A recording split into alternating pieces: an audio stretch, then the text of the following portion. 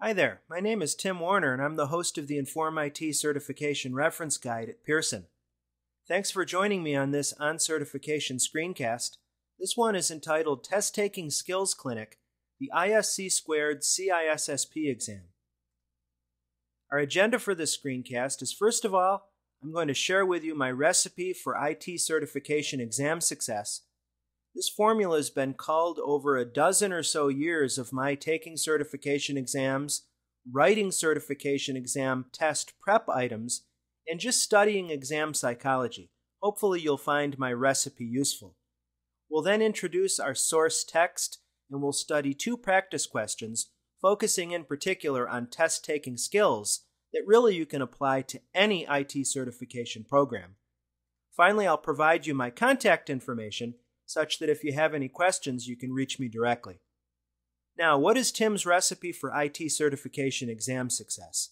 I submit to you that unless you have mastery of all four of these skill set domains, you're going to have some problems no matter what your test is, whether it's CompTIA or Microsoft or Cisco or ISC Squared or whatnot.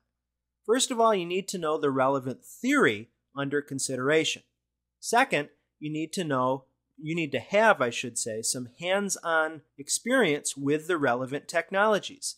This is particularly important for certification vendors that include simulation technologies in their exams. Think of Cisco, who uses simulation mock-ups of their Cisco iOS software, where you're asked to configure routers and switches and use iOS commands to perform troubleshooting and to generate metadata to answer questions. Microsoft, again, will oftentimes present you with GUI interface elements and ask you to configure or install or troubleshoot different aspects of their software. Third, you need to have some familiarity with computer-based testing.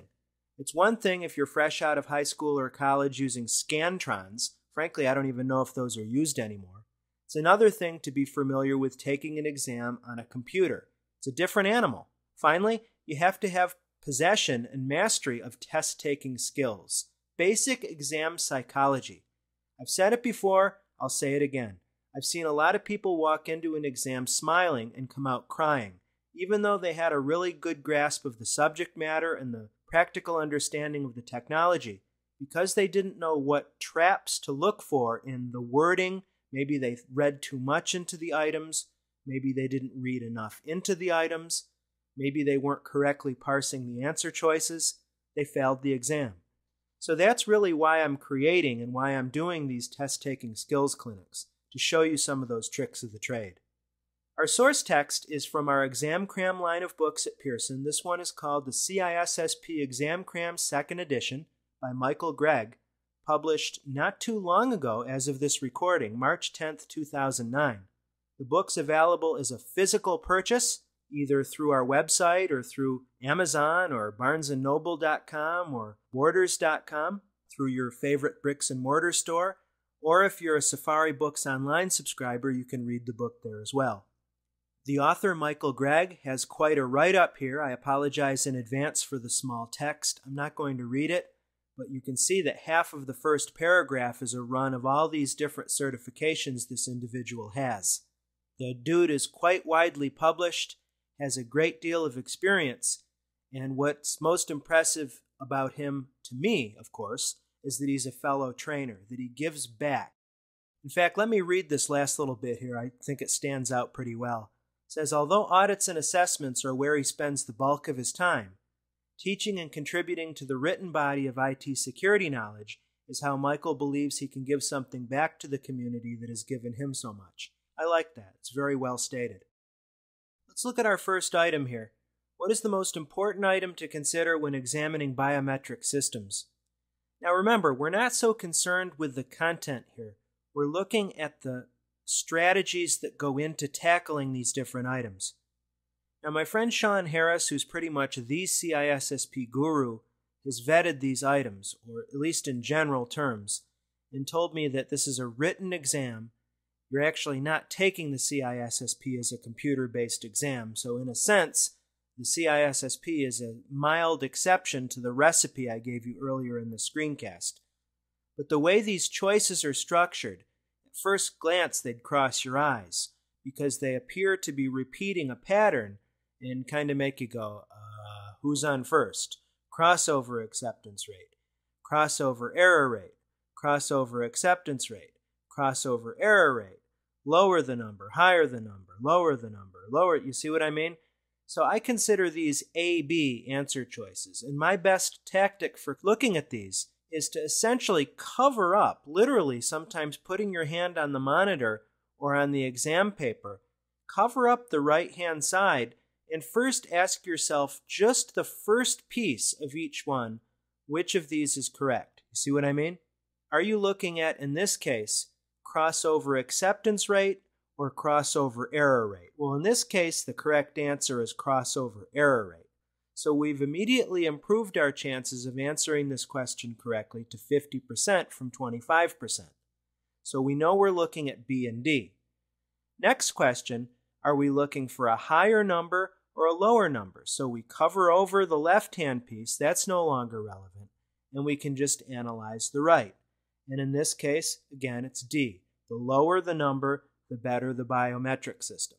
So again, you have to know the theory in order to answer this question correctly, but using my little tactic can help reduce some of that exam anxiety, which tends to sink a lot of people right out of the gate.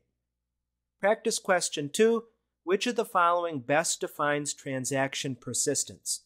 The reason I selected this item, everyone, is because I'm imagining that you read this item and let's say no matter how long you've studied for your CISSP, you've got a blind spot, and let's say this is it. You just missed this definition somewhere. I mean, there's 10 domains in the CISSP body of knowledge. There are hundreds and hundreds of definitions, and let's say database systems is your weak link, and you're just at a loss. What the heck does transaction persistence means? You don't want to do a blind guess, so you're going to roll out your test-taking skill hat, pop that on your head, and do your best. Well, one thing you might want to do, rather than take a blind guess, is look at the root of the question and literally just try some vocabulary logic. Doesn't work all the time, but sometimes when you're desperate, it might help you. So in this case, you could look at transaction. Now, what is a transaction? Can you get that far in your existing knowledge? Well, let's say you can't. How about persistence? Think to yourself, all right, persistence. I know that has some technical term when it comes to databases and transactions. I'm sunk there. Can I relate the word persistence or the adjective persist? I guess persist is a verb. But just play around with the word and relate it to your life. I've been told that I was persistent. What does that mean? It means that I'm consistently hanging around bothering you. My uncle said, boy, are you persistent. Get out of my face. It means that I'm consistently around. Well, look at these choices. Database transaction should be all or nothing. No, that doesn't describe how I used to bother my uncle, asking him questions all the time. Why is the sky blue? What's the meaning of life? B, the database should be in a consistent state. The database should be the same before and after. No, that's not really persistent. Databases should be available to multiple users. No, that's not really persistent. Well, the correct answer here is, in point of fact, B. So again, this is a technique that's only to be used in cases of utter desperation, and it doesn't help all the time.